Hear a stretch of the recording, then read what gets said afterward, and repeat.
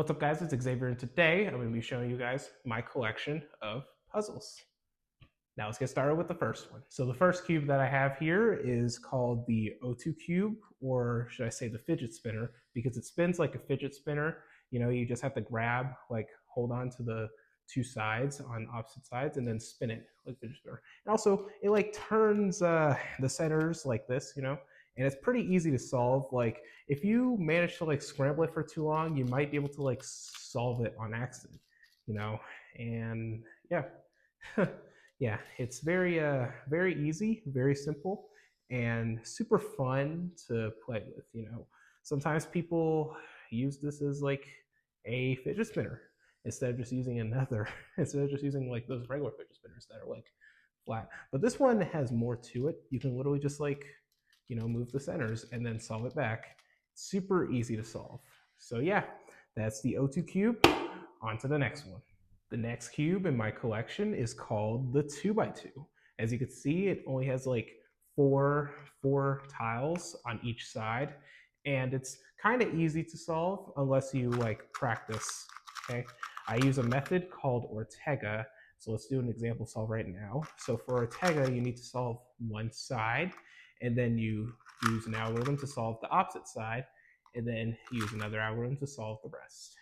And some people say that people can actually solve this without a tutorial. And if you say that, I don't believe you. Okay? Because I was also one of them. Okay?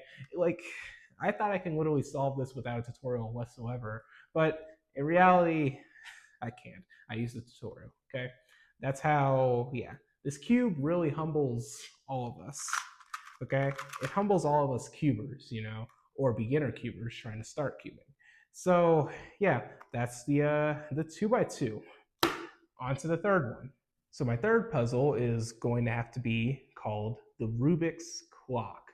Now the whole point of this puzzle is you're going to need to have all the pointers pointed to 12 o'clock. Both sides, okay? Both sides, yep.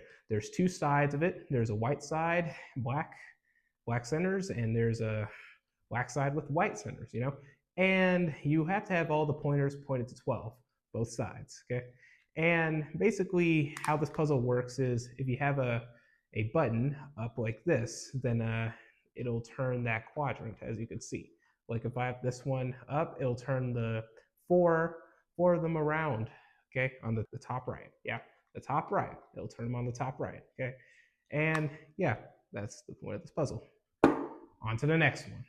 The next puzzle I have in my collection is, you guys already know, the regular, normal 3x3, Yeah, it's pretty fun to solve this one because it's just the average normal 3x3.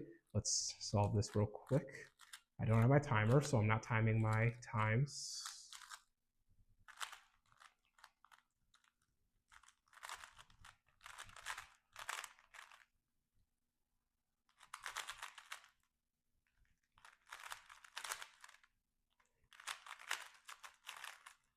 Yep. So yeah, it basically takes like a few moments or weeks to solve one. Okay. So let's get this started. So here's how I solve it. So basically, as I said before, I solve the white cross first. Let's solve that. There we go. White cross, done. And then I solve the first two layers.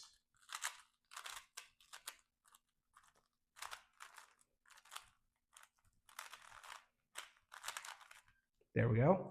Oh, whoops, takes me the most time. Okay, and then I make the top face the same color. Oh, corner twist, and then I solve the rest. Yeah, so that's that puzzle. Now on to the next one. So the next puzzle I have in my collection is, yet again, another 3x3. And yeah, basically the same as this 3x3. It's also a GAN as well. And you might be wondering, Xavier, where the heck is the GAN logo on this one?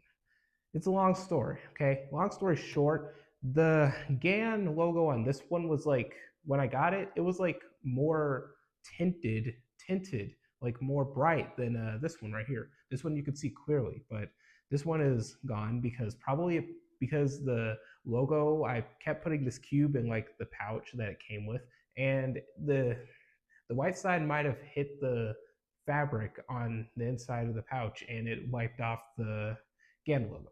That's probably what happened. But yeah, this is also a GAN cube, you know, it's a GAN cube.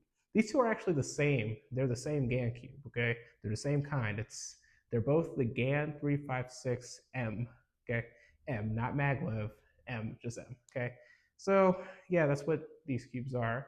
Yeah, that's the 2x3x3s. Now on to the next one. So the next cube I have in my collection is this cube right here. It's called the gear cube. So the gear cube, lots of people always get intimidated by this cube because look at that. When you turn it, it turns all topsy-turvy. But people actually you know, some cubers actually realize that this is actually an easy puzzle. So do I, because so here's what you have to do.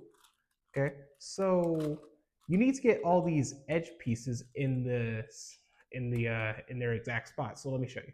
So here's a quick solve here. So let's just turn them back. Oh, look at that! I already solved the side. Same goes for this one. And then I keep going, and yeah, it's very easy. Hold on. There we go. Yeah, it's very easy and also intimidating to new cubers. It was also intimidating to me when I first started cubing because of how it was turning like this, you know. And yeah, that's the gear cube. On to the next one. So the next cube I'm going to show you guys is this right here. It's a 4x4.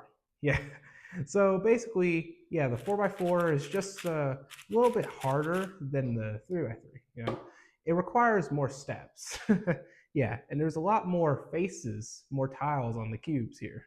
You know, because yeah, it's very, very intimidating. Yeah, it was intimidating to me too when I first got this. You know, because like I would never expect to see like other Rubik's cubes aside from this one. Like I know that this is a regular 3x3. And I thought 3x3 when I first solved it was hard enough, but this yeah, yeah. And yeah, that's the 4x4. On to the next one. The next puzzle in my collection is this one. It's called a Megaminx. As you can see, it has double the sides of a normal cube. You know, a normal cube has like 6 sides, but this has like 12. And this looked very intimidating when I first saw it. Like, I was like, wow, how could someone even solve this? I can solve it. I can solve this in like under 3-ish minutes. Yeah, it takes a little, but hey, yeah, it takes like the same steps to solve a 3x3, but it's like extended because there's like F2L and S2L. F2L means first 2 layers and S2L means second 2 layers. Yeah, it's kind of like, yeah, it's very intimidating to me. Yeah, but hey, yeah, I can solve it now, so it's great. Yeah, that's the Megaminx. On to the next one. And so it seems we've reached the end of my cube collection. So let's see, what do we have here? Ah, the 5x5. So yeah, the 5x5, this one takes me the most time to solve out of all these cubes here. Yeah, and it's harder than the 2x2, 3x3, and the 4x4 combined. And I do the same thing on the 4x4 as I do for this one, except this one takes more time because like there's a lot more faces on this cube. There's like 25 faces on each side of the cube. So we have 5, 10, 15, 20, 25. As opposed to this one, which only has 16 faces on each side. This one has only 9 faces, and this one has 4 faces on each side. And so, yeah, and all these, and also a fact that I want to mention is some of these puzzles are actually WCA puzzles. So let me just push them out there. So we have 2x2, the clock, we have the 3x3, we have the 3x3, we have the 4x4, we have the Megaminx, and we have the 5x5. All those that I've just pushed out there are WCA puzzles, which means World Cube Association.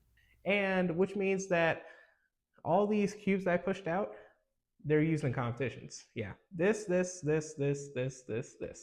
All those are used in competitions, except for these two. Okay, these two are just extras. They're just extra cubes that I have in my collection. And yeah, so let's bring them back. Let's just bring them all back. And yeah, I hope you guys enjoyed this video. If you did, be sure to leave a like, subscribe, turn notification bell on, ding, and also leave a comment down below to tell me what videos do you want to see from me next.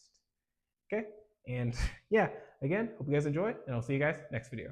Peace out, guys.